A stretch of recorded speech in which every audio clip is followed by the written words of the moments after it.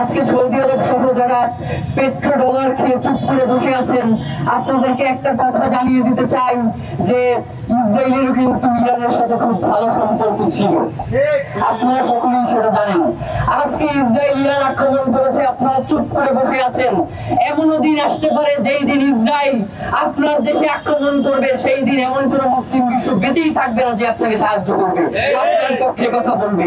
সুতরাং আমরা মধ্যপ্রাচ্যকে জানিয়ে দিতে চাই, আমরা মধ্যপ্রাচ্যের কাছে অনুরোধ করতে চাই, এখনো যদি আপনাদের হুঁশ না ফেরে, তাহলে আপনাদের হুঁশ ফেরার আগেই আপনারা এই দুনিয়া ছেড়ে চলে যাবেন।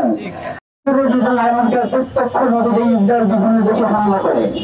সুতরাং আমরা স্পষ্ট ভাবেই বলতে চাই যে আমেরিকা এবং ইউরোপের সাহায্য সহযোগিতা ছাড়া, তাদের প্রত্যক্ষ মদত ছাড়া ইসরায়েল ইরানে হামলার কোনো সাহসী রাখেনি। সুতরাং আমরা আজকে এখানে যারা দাঁড়িয়েছি প্রত্যেকেই অত্যন্ত ক্ষোভ এবং নিন্দা নিয়ে এখানে দাঁড়িয়েছি। কারণ আজকে যে ইরানের উপরে হামলা হয়েছে সেটি শুধুমাত্র ইরানের একটি দেশের উপরেই হামলা নয়, এটি হচ্ছে একটি বৈশ্বিক সন্ত্রাস এবং আন্তর্জাতিক মানবাধিকারের সুস্পষ্ট লঙ্ঘন এবং জাতিসংঘের সনদের সুস্পষ্ট লঙ্ঘন। আমরা ইসরায়েলের পক্ষ থেকে আমাদেরকে বলা হয় যে তারা আত্মরক্ষামূলক এই আক্রমণগুলো পরিচালনা করে। আমরা তাদের কাছে প্রশ্ন রাখতে চাই যে কোনো একটা দেশের অভ্যন্তরে ঢুকে সেই দেশের নিরীহ মানুষদেরকে হত্যা করা কি আপনার আত্মরক্ষা কিনা?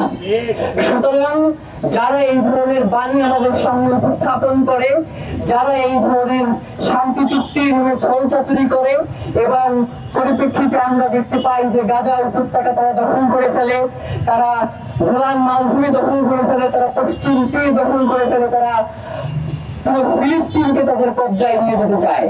একটা স্বাধীন সার্বভৌম রাষ্ট্রের যদি নিজস্ব নিরাপত্তা নিশ্চিত করার যদি কোনো সক্ষমতা না থাকে, যদি আন্তর্জাতিক বিশ্ব তাদেরকে সেই সুযোগ না দিতে চায়, তাহলে সেই ক্ষেত্রে বর্তমান বিশ্বে যারা আছেন তারা কি পদক্ষেপ নেবেন সেটা আসলে বলার অবকাশ রাখে। আজকে সৌদি আরব সহ যারা পেট্রো ডলার খেয়ে চুপ করে বসে আছেন, আপনাদেরকে একটা কথা জানিয়ে দিতে চাই যে ইসরায়েলেরও কিন্তু ইরানের সাথে খুব ভালো সম্পর্ক ছিল। আপনারা সকলেই সেটা জানেন। আজকে ইসরায়েল ইরান আক্রমণ করেছে, আপনারা চুপ করে বসে আছেন। এমনও দিন আসতে পারে যেই দিন ইসরায়েল আপনার দেশে আক্রমণ করবে, সেই দিন এমন কোন মুসলিম বিশ্ব বেঁচেই থাকবে না যে আপনাকে সাহায্য করবে, আপনার পক্ষে কথা বলবে। সুতরাং আমরা মধ্যপ্রাচ্যকে জানিয়ে দিতে চাই, আমরা মধ্যপ্রাচ্যের কাছে অনুরোধ করতে চাই, এখনো যদি আপনাদের হুঁশ না ফেরে, তাহলে আপনাদের হুঁশ ফেরার আগেই আপনারা এই দুনিয়া ছেড়ে চলে যাবেন। আমরা সর্বশেষ একটা কথা বলেই শেষ করতে চাই, আর কথা বাড়াবো না। সেটা হচ্ছে, আপনারা সকলেই জানেন আমাদের দক্ষিণ এশিয়াতেও একটা ইসরায়েল আছে। আপনারা জানেন যে ইরানের ভূমিতে এখন পর্যন্ত যে সকল এজেন্ট ধরা পড়েছে তার মধ্যে অনেকেই রয়েছে ভারতীয় এবং নিজের দেশের এজেন্ট।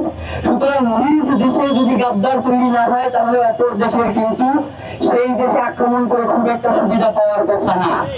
সুতরাং আপনারা জানেন বাংলাদেশেও এই যে দক্ষিণ এশিয়ার ইসরায়েল ভারতের আধিপত্যকে টিকিয়ে রাখার জন্য বাংলাদেশের মধ্যে গাদ্দাররা বসে আছে।